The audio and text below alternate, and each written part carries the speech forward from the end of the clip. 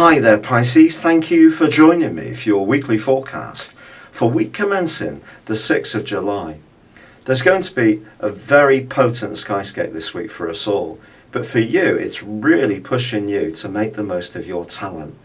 But doing so could set up some tests and challenges. It may not be a walk in the park, but what you're given right at the start of this week is an astral trigger in the shape of the moon combining with Neptune in your sign, which asks you to trust your sixth sense, that inner voice. Don't go against it, don't let logic override it. If you listen to that, it will guide you magnificently.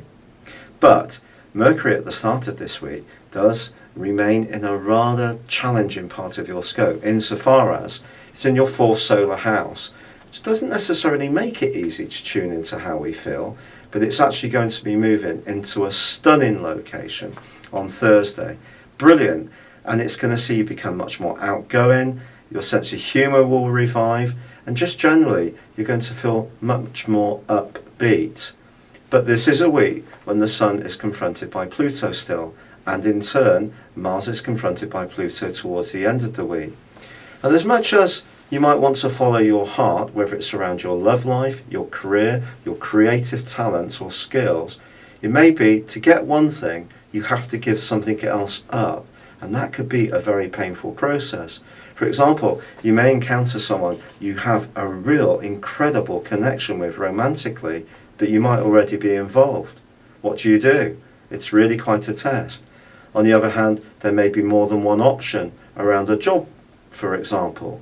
Or you may feel pulled between one set of friends and a love partner in terms of the amount of social time you spend with them, and find it hard to keep all of the people happy all of the time. Certainly Mercury's move on Thursday will help, because you can use your sense of humour to lighten the atmosphere.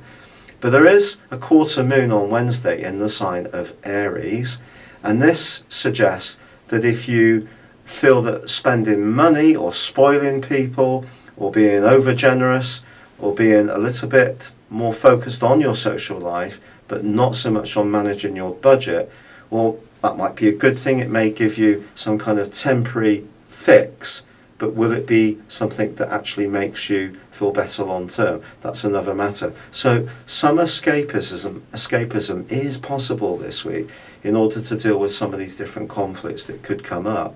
But they could be nice conflicts in the sense that it could be a situation where you can have something better, but that isn't always easy to go for when we have emotional roots and connections to our past. There's also a link this week between Venus and Jupiter, and if you are going for a new job or you start a new job, it can be a very lucky time to begin the process, but you do need to stay resolutely focused on what the job's about. It's been a real pleasure being with you. Good luck and goodbye for now.